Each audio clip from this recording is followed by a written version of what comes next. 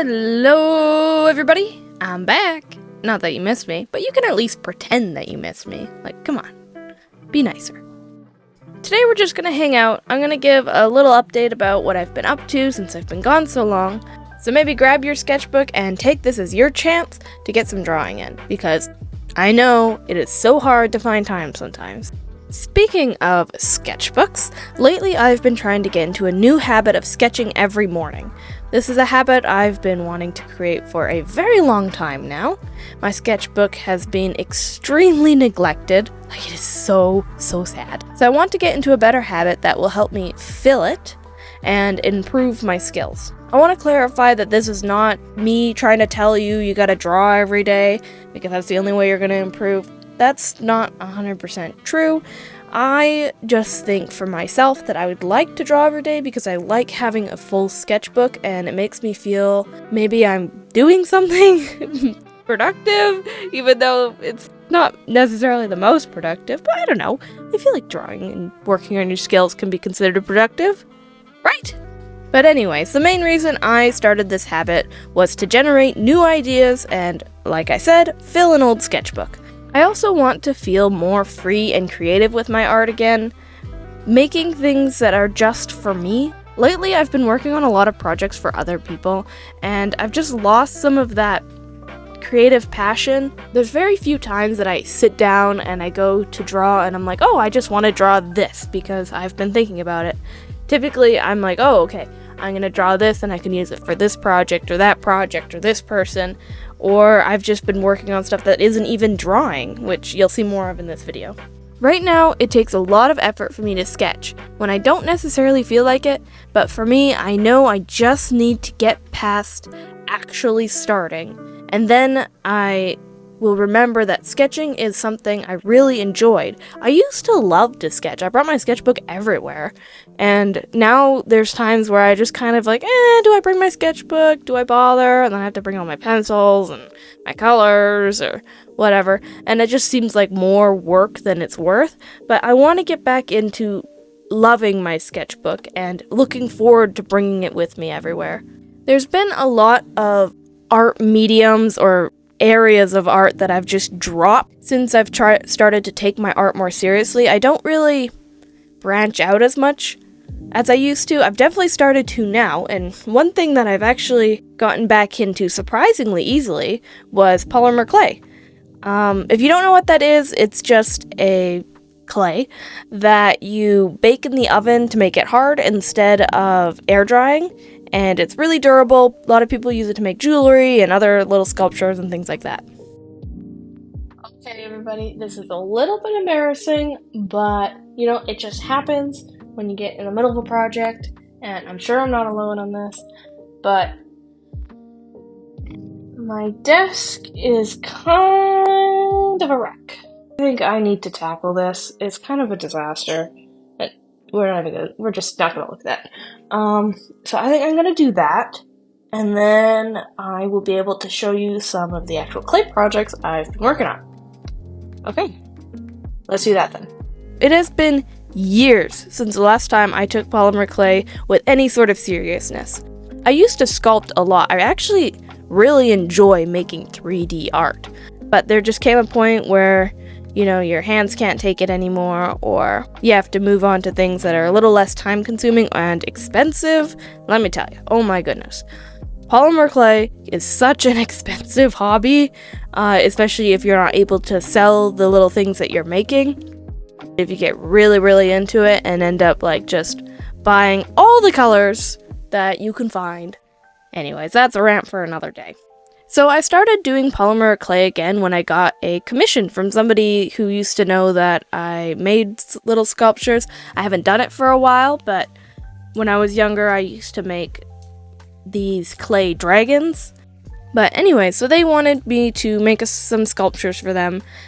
I thought I'd give it a try, even though it's something I haven't done for a little while, but I did miss making 3D art. Hence, if you saw my, not last video, one of my videos, I've gotten back into crocheting, just like a little tiny bit, just a bit. And I used to love making physical things that I could hold, but it takes a lot of time, and mental energy and hand strength to be able to make 3D things, and it takes more supplies, so there's more of an upfront cost. I guess digital art has an upfront cost too, but it's more like a one-time thing. I'm not constantly buying different supplies, and I go so in and out of art phases. It's terrible and expensive. I'll be crocheting, I'll make polymer clay, I'll be into paper crafts, I'll be painting with watercolor, I tried oil painting, or I'll do like sewing, anyways. So I am interested in a lot of things, but digital art seems to be the thing that I've stuck in the most. Man, I am rambling. Okay, so I haven't got permission from the commission to actually show everything. I haven't asked. I'm sure they would say yes, but anyways, I'm just not gonna do that. But I could show you some of the other things I've been working on. I've started to sell some of my work at craft fairs lately, so I thought it would be fun to add the odd clay or crochet item in, just to give my booth a little bit more, I don't know, variety? Maybe that's not the best idea. I don't know. The more I've been looking into doing craft fairs and markets, they say you gotta stick to something, stick to one medium, and that's never been my MO. I've never stuck to one medium. If I am painting, my painting has like different kinds of paints, inks, and pencil crayons. I'm a very mixed media person. I can't stick to just one thing typically. Oh, so I guess I should say the art that has been kind of playing off and on in the background that I've been working on is actually a playing card for a game that is very, very, very, very, very, very, very unfinished. I struggled with this design for a while. I even took a several week break, probably closer to, 2 months or something. So I wasn't working on it for a while, but in the end, I really did like the way it turned out. I even like it without all the card information and stats. I thought that, if I finished up the fish and the background a little bit and finalized it, I think it could be, I don't know, a nice print, or maybe I'll just put it on my phone. I don't know.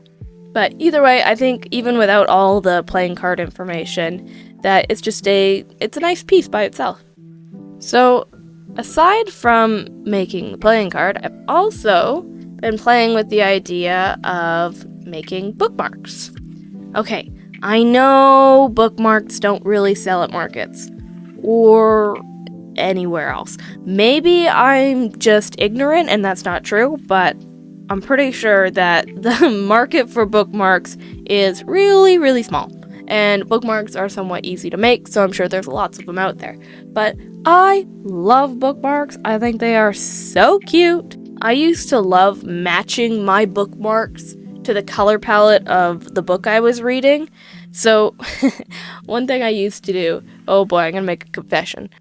I used to go into those hardware stores that sell paint, and they have those little paint swatches. You can see where I'm going with this. I would go get like the single colors, not the long ones that have all these like variations of a color, but the single, almost Pantone card kind of color, and use those for bookmarks. I would grab a whole bunch of them that I think would work for my book, and I'd match them up. Sometimes I would use like complementary colors with them. So if I had a really cool colored book that had a lot of blues in it, but had just a little bit of warmth in it, I would use like a yellow bookmark or an orange bookmark, and I thought that was, I don't know, it looked nice. This is so unnecessary, but I just loved the way it looked matching my bookmark to my book. Now, obviously, the bookmarks that I'm making have actual art on them. They're not just one color, which I think is really fun too. And do I have any bookmarks that have any art on them? I think I might have one that I got given to me. I think it's got a fox on it. Anyways, so this is one of the bookmarks that I've been working on. I actually get them printed and I cut them out at home. Anyways, if you want a perfectly matching bookmark, go get those free paint cards. They're great. Well, that about concludes all of the highlights I've been doing this week. I know I haven't been here on YouTube for a bit. Keep an eye out on my Shorts tab for a little animation coming out hopefully soon. Thanks for watching and hanging out with me while I share my whole life story with you. Hope that was maybe somewhat interesting. See you next time. Bye.